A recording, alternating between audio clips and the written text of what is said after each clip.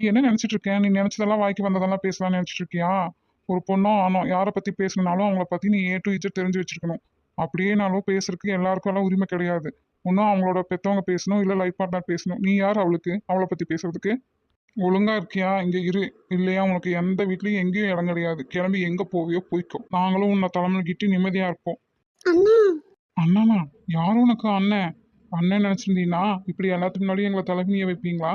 எந்த ஒரு ரிலேஷன்ஷிப்புமே ஸ்டார்டிங்ல இருக்கிற மாதிரியே கடைசி வரைக்கும் இருக்கணும் தான் எல்லாருமே விரும்புகிறோம். ஆனால் எல்லா ரிலேஷன்ஷிப்புக்கும் ஒரு லிமிட் இருக்கு. அதை நம்ம கிராஸ் பண்ணிட்டோம், எல்லா ரிலேஷன்ஷிப்புமே உடஞ்சி போயிடும்.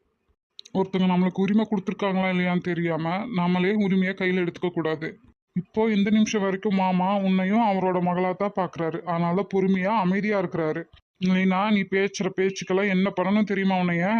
உன்னை சொல்லி குத்தம் இல்ல, உன்னை பெத்து வளர்த்தாங்க பத்தியா இந்த லட்சணத்துல அவங்கள சொல்லணும்.